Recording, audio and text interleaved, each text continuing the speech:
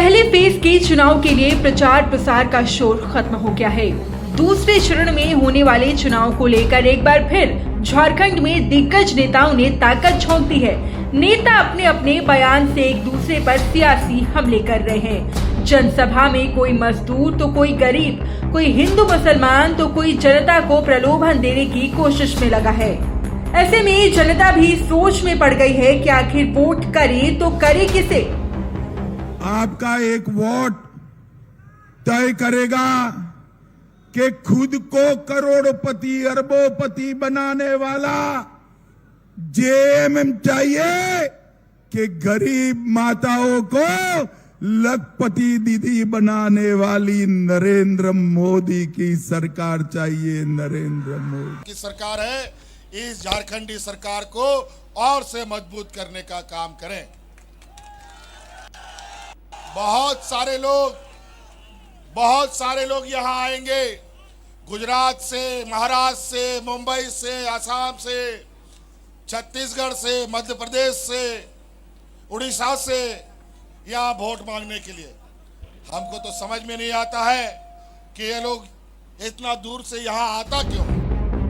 झरिया में केंद्रीय गृह मंत्री अमित शाह ने जनसभा को संबोधित करते हुए कहा कि झारखंड में हमारी सरकार बना दे, हम पैसे की लूट करने वाले लुटेरों को उल्टा लटकाकर सीधा करने का काम करेंगे। हेमंत बाबू घुसपैठियों का स्वागत करते हैं। हम झारखंड में बीजेपी के सत्ता में आने पर उन्हें खदेड़ कर बाहर निकालने का काम करेंगे। मोदी की गारंटी पत्थर की लकीर है। अगर बीजेपी झारखंड में सत्ता में आई तो महिलाओं की संपत्ति का पंजीकरण 1 रुपए में होगा।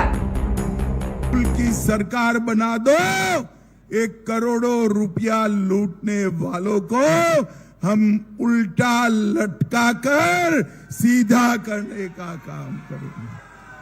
हेमंत बाबू घुसपैठिए को लाल जाजम बिछाकर बुलाते हैं। आपकी युवाओं रोजी रोटी नौकरी एक घुसपैठिए ले जा रहे हैं। हमारी आदिवासी बहनों से दूसरी, तीसरी, चौथी शादी कर उनकी जमीन कब्जाते हैं। इधर हेमंत ने भी बीजेपी पर जुबानी हमला बोलते हुए कहा कि आदिवासियों की बात करने वाली बीजेपी की सरकार असली में पूंजीपतियों की सरकार है। इन्होंने पूंजीपतियों का कर्जा माफ करके किसानों को आत्महत्या करने पर मजबूर किया है। 20 साल शासन करने के बाद भी यहाँ की जनता का बोझ कम नहीं किया गया। हमने मैया योजना चलाकर महिलाओं को सम्मान देने के साथ साथ उन्हें आत्मनिर्भर बनाने का काम किया है। सारा चीज लूटने के लिए यहाँ आता है। ये लोग माँ बेटी का बात करता है, बेटी रोटी का बात करता है। रोटी का क्या बात करेगा? यही डबल इंजन की सरकार यहाँ एनडीए की थी पहले 2019 में, और इस राज्य में अलग होने के बाद सबसे अधिक यही भाजपाइयों ने सरकार चलाया और यहाँ पर लोगों को हाथ में राशन कार्ड लेकर के भात करते हुए मरने पर मजबूर कर दिया।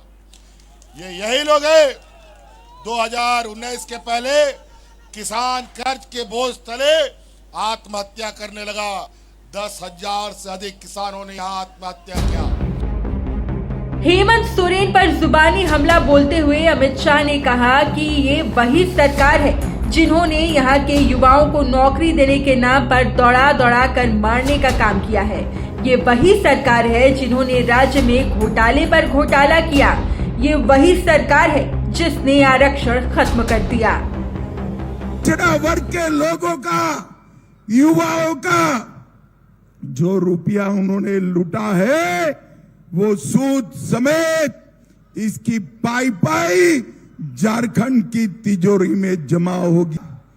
1000 करोड़ का खनन घोटाला किया, सेना की जमीन भी कब्जा ली, हजारों करोड़ का शराब का घोटाला किया। एक घोटाला करने वाली सरकार है, घोटाला करने। जवाबी हमला बोलते हुए हेमंत ने कहा कि आदिवासियों की बात करने वाली ये सरकार असली में आदिवासी और दलित विरोधी है। चुनाव जीतने के बाद हम सभी इन लोगों को खदेड़ कर बाहर निकालने का काम करेंगे। हम आपको वादा करते हैं कि आपके खाते में 5 साल के अंदर 1-1 लाख रुपया पहुंचा देंगे। लोगों का बोझ कभी कम हुआ है? आप लोग का इस कर्जा, इस बिल माफी से बोझ कम हुआ है कि नहीं हुआ है? जो में और यहाँ हेमंत बिस्वा शर्मा जी घूम रहे हैं 1 साल से, वो लगता है अपना उसका राज तो बाढ़ में डूब रहा है। हम लोग मदद कर रहे हैं और यहाँ आकर के सरकार गिराने में लगा है। भगाओ इन लोगों को। और यहाँ आकर के और आसाम में जाकर के देखो हमारे यहाँ से गए हुए आदिवासियों का क्या हालत है। मजदूरों, किसानों, गरीबों, दलित, पिछड़ा, अल्पसंख्यक, आदिवासी की महागठबंधन सरकार है।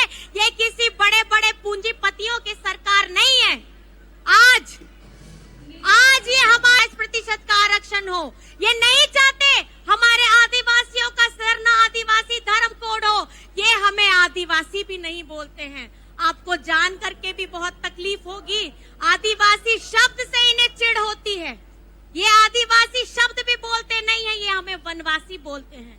आज जिन्हें आदिवासी शब्द से चिढ़ है, हमारी भाषा, हमारी संस्कृति से चिढ़ है, हमारे परिधान, हमारे खान पान से चिढ़ है, आज झारखंड में आके ये आदिवासियों के हितैषी बने हैं। ये आपके हितैषी नहीं बने हैं। ये आपके जमीन, आपके जंगल, आपके जमीन के अंदर में छुपे हुए खजाने में इनकी चील की नजर है।